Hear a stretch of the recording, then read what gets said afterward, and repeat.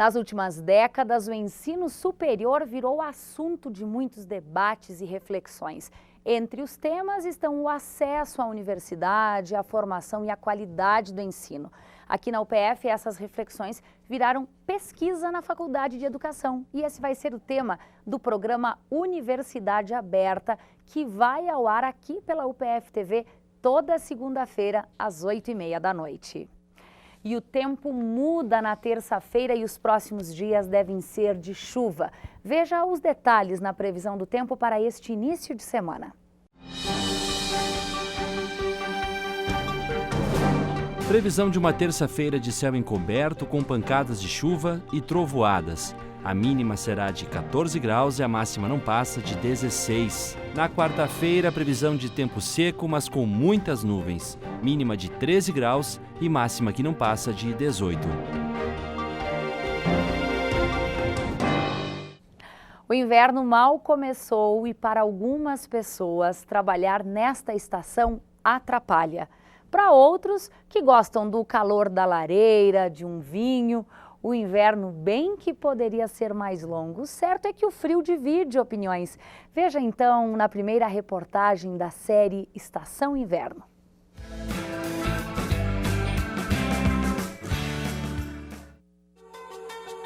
Para muitas pessoas, o inverno é a estação da elegância, época de tirar os casacos do armário, descansar em frente à lareira ou fogão a lenha. O momento é de se aquecer, pode ser com um chimarrão ou até mesmo com um vinho. O Rio Grande do Sul é um dos estados brasileiros com inverno mais rigoroso. De amor ao ódio, a estação causa sentimentos diversos. Gosto, eu acho que dá uma equilibrada com o que a gente passa no verão. É tão bom para dormir. Eu particularmente prefiro mais o verão, né? Porque no inverno é aquela coisa, a gente fica com um pouquinho mais de preguiça e fica dentro de casa, né? Prefere ficar dentro de casa. Não, para tomar chimarrão é ótimo. Mas para trabalhar é complicado essa chuvarada, né? Inverno aproxima mais as pessoas, né? Eu adoro inverno, eu acho tudo de bom, elegantíssimo, as mulheres ficam lindas, as roupas são maravilhosas, eu acho o clima agradável. Eu gosto do frio, mas gosto mais do verão. Confesso que não gosto muito não. Detesto frio, detesto chuva, prefiro verão, calor. Pessoas, principalmente as mulheres, ficam mais elegantes, se vestem melhor, fica mais aquele clima assim, todo mundo quentinho, bem vestido, bonitinho. Com tantas opiniões divididas, o que podemos esperar deste inverno? Nós teremos o El Niño na estação do inverno. Isso significa que teremos chuvas de 25% a 40% acima da média. Isso vai representar aí um inverno úmido e chuvoso. Em anos que você tem chuvas acima da média e aqueles dias consecutivos de chuva, você tem ali um dia de frio intenso. O que é um dia de frio intenso? É aquele dia em que a mínima, por exemplo, fica 6 e a máxima não passa dos 10 graus. O Odirley tem que acordar cedinho para ir trabalhar como mestre de obras. Ele fica exposto ao tempo o dia todo e com as baixas temperaturas, o jeito é se virar para se esquentar. Tem dias que, quando a geada é mais forte ainda, a gente vai trabalhar de manhã, a situação é difícil. Mas trabalhar, começa a se movimentar bastante, vai se esquentando. Põe uma proteção nas mãos, põe uma proteção nas orelhas. E tem dias que é muito complicado mesmo, tem manhãs que dá para congelar. Quando chove, principalmente, a coisa fica mais complicada ainda. Além do frio, tem a umidade daí. Congela a ponta dos pés, a ponta dos dedos. E por falar em umidade, nesta época é comum ver as paredes ou o chão de casa molhados ou com manchas escuras, mas com algumas dicas é possível controlar o problema. Muito difícil tu tentar tirar essa umidade, esse mofo. Os roupeiros seguidos tem que estar limpando com álcool, com vinagre, passando um pano, porque está sempre úmido. Para retirar o mofo da parede, você primeiro passa um pano úmido e esfrega com uma escova com cerdas bem duras. Depois tu pode fazer uma solução de vinagre, com uma xícara de vinagre e uma xícara de água e passar o pano para retirar todo aquele mofo que foi removido um pouco com a escova. Nos rejuntes de banheiro, que também fica o mofo lá, né? Isso, nos cantos. É importante que você use também o vinagre branco num frasco de spray. Sim. E depois você vem com a escova e esfrega. Se caso não sai, também você pode usar bicarbonato de sódio. Bom, o inverno tem seus prós e contras. Para não sofrer com as baixas temperaturas e ainda aproveitar a estação, as opções são inúmeras.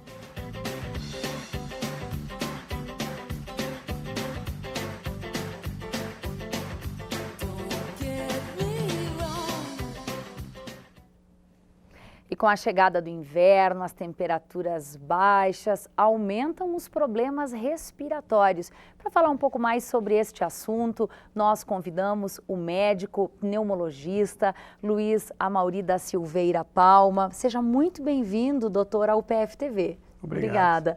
Bom, o doutor Amaury Palma é professor nos cursos de Medicina e Fisioterapia aqui na UPF. Doutor, de todas as estações, o inverno é a que mais causa problemas respiratórios? Essa é a mais agressiva. O outono e a primavera também aumenta essa incidência, mas de modo geral o inverno é o período que mais, digamos, se tem uma transmissão de doenças virais. E a gente tem também um aumento da piora das doenças que algumas pessoas já têm. Só escapou o verão aí desse seu ranking, né? E que ainda assim registra problemas respiratórios. Só, porque tanto a primavera quanto o outono existe uma oscilação de temperatura. Né? Às vezes a gente tem, no horário do dia, uma temperatura, de noite a gente tem uma temperatura bem mais baixa. E isso é bem mais acentuado durante o inverno. Então é isso que mais nos fragiliza no inverno, talvez sair de um ambiente quente e enfrentar o mais frio, doutor? É essa flutuação, essa oscilação grande de temperatura. Às vezes isso acontece dentro da casa. Eu vi a reportagem ali, a cozinha é quente e o quarto é gelado. Além de gelado, tem mofo no quarto. Então a gente tem vários fatores que colaboram para a exacerbação, para o aumento da incidência dessas doenças. O próprio banheiro no quarto também pode ser um problema, doutor? Exatamente, porque a gente tem algumas casas com banheiro que não tem um exaustor, que não tem a retirada da umidade. Então essa umidade, ela se transfere do banheiro para dentro do quarto. E isso aumenta muito mais a umidade, muito mais a incidência, então, do mofo nas paredes. Né? Nós vimos aí na reportagem também alguns locais com essa realidade, bastante úmidos, mofados. Quem mora num local assim e ainda tem um problema respiratório vai ter um inverno difícil, doutor. Vai ter um inverno difícil. Né? Eu acho que isso está vinculado àquela residência, eu acho que mostra que as nossas casas não são preparadas para o inverno. Né? A gente investe muita coisa em carro, em roupa, e investe pouco na casa. Então, as casas não têm um aquecimento, a gente passa frio dentro dos apartamentos. Muitos dos novos apartamentos, o senhor me contava, agora já estão sendo construídos com um exaustor. Com exaustor. Então, isso já tira, esse problema já é atenuado, né? Então, já tem uma prevenção desse tipo de problema. Bom, agora, indiferente a casa ou apartamento que cada um mora, o que cada um de nós pode fazer para estar mais forte no inverno? Eu acho que uma roupa adequada, então a gente sai às vezes de manhã com pouca roupa e de noite tem uma previsão de chuva, de frio, tem que ter uma roupa adequada para enfrentar essa oscilação de temperatura, né? Uma alimentação adequada também, é um período que a gente tem que ter bastante consumo de calorias para poder manter o organismo protegido, né? Eu havia comentado contigo antes com relação à prevenção. Na prevenção, a gente já inclui também as vacinas. Então, as vacinas, tanto para o quadro de gripe, né, que já está otimizado, já está pronto no sistema de saúde, quanto vacinas para pneumonia, a gente tem essa alternativa também. Então, a gente acaba tendo situações de prevenção, mas isso não nos coloca numa condição de proteção total. A gente tem que ter aquelas coisas que a avó da gente ensinava com relação à alimentação, ao agasalho, a mudança de ambiente, vai sair de uma casa bem aquecida para o frio, achar um ambiente intermediário para que o organismo se adapte a uma temperatura intermediária. Perceber a temperatura do local em que se trabalha. Aqui na UPF, por exemplo, é mais frio do que no centro da cidade. Exatamente. Então, esse estudo, essa percepção dessa variação, a gente tem que levar não só na cabeça, mas também no corpo. Tem que ter um agasalho adequado para isso. Doutor, as pessoas convivem em trabalho, em grupos, com muitas pessoas. Alguns desenvolvem gripe ou resfriado e outros não, apesar de conviverem todos juntos. O que faz com que alguém não desenvolva gripe é o seu sistema imunológico? Eu acho que o sistema imunológico ele é o responsável por isso, né? E a gente tem uma cultura muito grande de visitar pessoas gripadas, né? Isso é uma cultura errônea. A gente tem que, digamos, a pessoa está resfriada, ela não deve, digamos, entrar em contato com as outras. Se entrar em contato, não deve ter um contato, basicamente, de fazer uma higiene das mãos. Não precisa beijar e abraçar naquela ocasião, né, doutor? Deixa para um segundo momento isso, mas assim, usar álcool, fazer a lavagem das mãos com uma frequência maior. Então, tudo isso são coisas pequenas, mas que no final dão resultados grandes, né? Tá certo. Doutor, muito obrigada pelas informações. Uma ótima semana de trabalho. Obrigado. Obrigada. Bom, e que tal começar a semana com literatura, roda de poesia, música e artes? Então preste atenção que hoje tem Segunda da Afetividade. O evento acontece a cada 15 dias, sempre às segundas-feiras. O encontro inicia às 7 horas da noite no Backstage Passo Fundo, que fica na Independência, perto do Boca. A atividade é aberta ao público.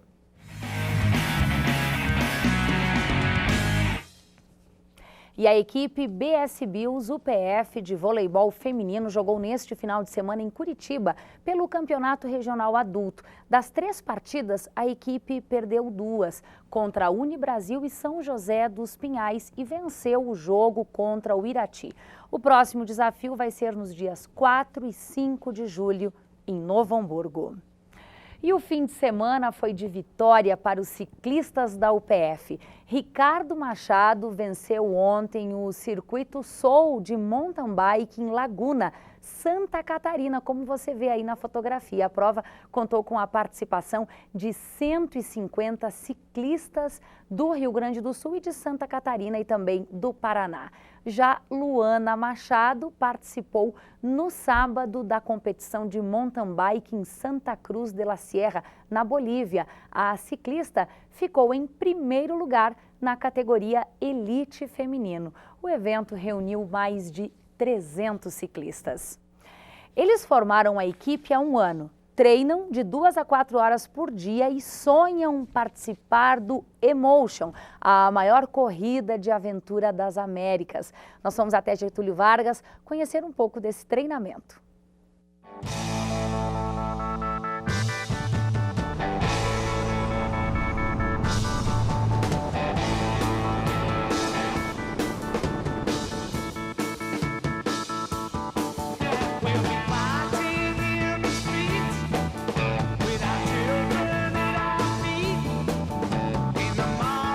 Nós estamos no interior de Getúlio Vargas e vamos conhecer a história de 2 amigos, o Tiago e o Alexandre, que formam a equipe do Alto Uruguai Expedition Team. E eles têm muita coisa para contar, né? Muito treino. Bastante, de 2 a 4 horas por dia.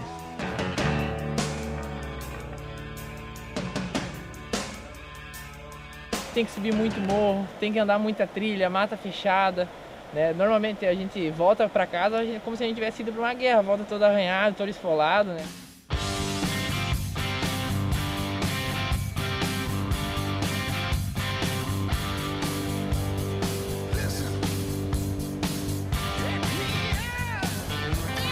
Tá na hora de se molhar um pouquinho, água gelada, mas vai no esforço.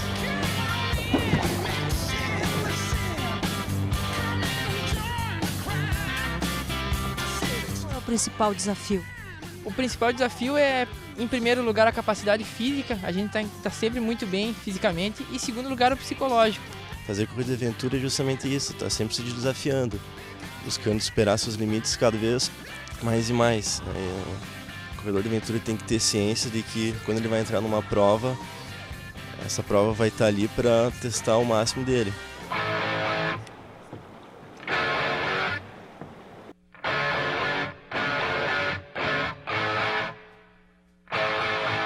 São provas duras, são provas que fazem a gente chegar no nosso limite. Normalmente quando a gente encerra uma prova, a gente encerra ela assim, dando o último gás que a gente tem do nosso psicológico, nosso físico. Então esses são os principais desafios, a capacidade física e a capacidade psicológica durante a prova. Que tipo de equipamento, o que vocês treinam? Nossos equipamentos, a gente simula remo, ciclismo, a mountain bike, o trekking, nós utilizamos caiaques. Como é que é esse treinamento com a canoagem? A gente rema cada um no seu caiaque aqui, mas na prova de corrida de aventura a gente utiliza um caiaque para 2 pessoas. Então a gente tem que remar junto, então tem que ter uma sincronia da equipe, tem que ter um nível técnico elevado, tem que ter uma capacidade física boa dos 2 atletas. Dentro da corrida de aventura, Alexandre, qual é a modalidade assim que mais exige? Provavelmente seja mountain bike.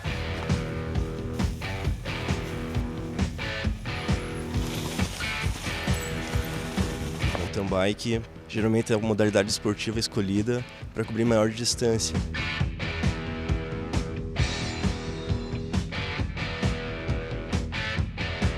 Aqui no morro, acho que é esse morro aqui. Vamos seguir reto pela principal, depois a gente cai na trilha.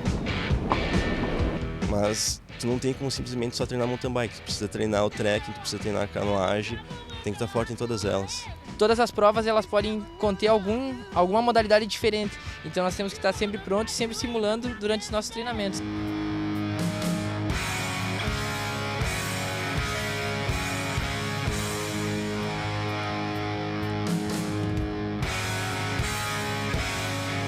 O que vocês buscam?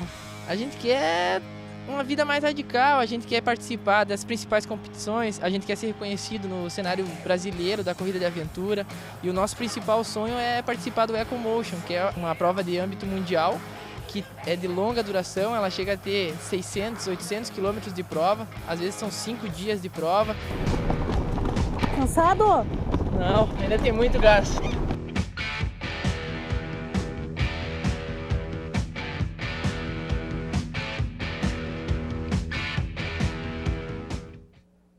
Perdeu alguma informação no jornal de hoje? Então entra no nosso Facebook, acompanha a nossa programação também por lá.